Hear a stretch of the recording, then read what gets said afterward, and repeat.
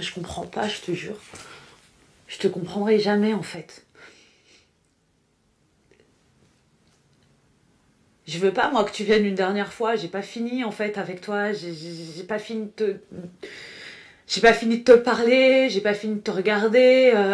Tu vois, j'ai pas envie que tu partes, en fait. J'ai juste envie que tu restes là, un peu, avec moi.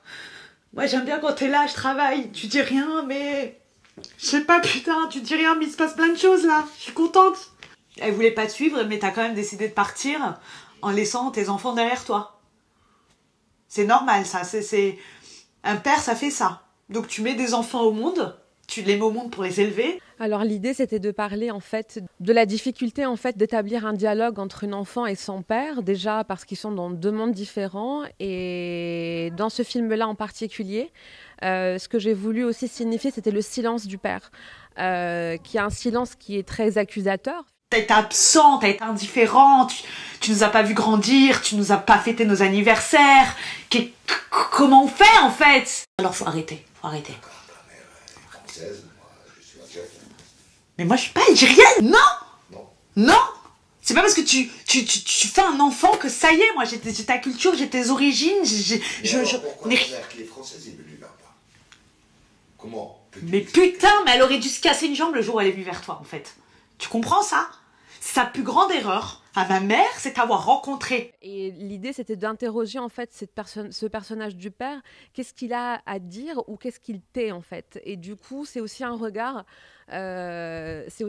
qui interroge cette espèce de binôme père-fille et de différences non seulement générationnelles mais aussi identitaires. Je m'appelle Louise, je suis française, algérienne.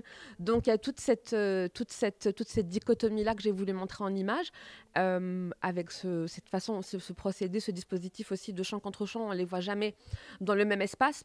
Lui, il est filmé d'un côté de façon très photographique et elle est filmée du coup de façon très dynamique parce qu'elle bouge et la caméra bouge avec elle. Lui, au contraire, c'est un plan fixe qui bouge pas, un peu comme un souvenir. Et du coup, c'était une façon aussi de personnifier aussi sa schizophrénie à elle parce qu'au final, dans le film, elle interroge le fantôme de son père. Son père n'est pas vraiment là.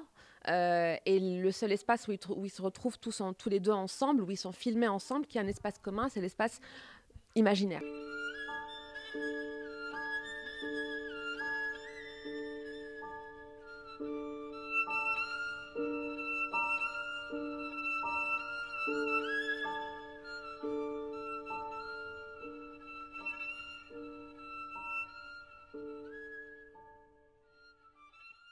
Donc où il y a cette danse un peu du coup qui crée une poésie et du coup finalement leur vrai échange se passe dans la danse et dans la musique et non forcément dans la parole. Et donc du coup je voulais aussi raconter le fait que parfois on n'arrive pas à mettre des mots sur les choses, mais il y a d'autres façons aussi de les exprimer.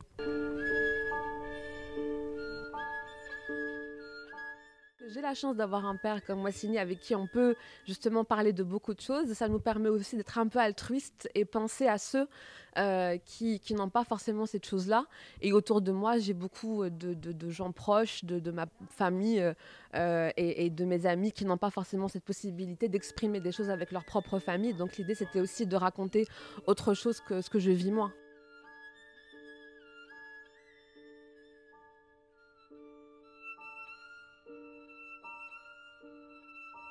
C'est un film qui s'est vraiment fait en 2 temps, c'est-à-dire on a eu une journée de tournage, une journée d'écriture et une journée de montage. Donc c'est un film qu'on a fait en 3 jours et c'était ça le challenge. Donc c'était un dispositif complètement différent de ce que j'avais l'habitude de faire avant.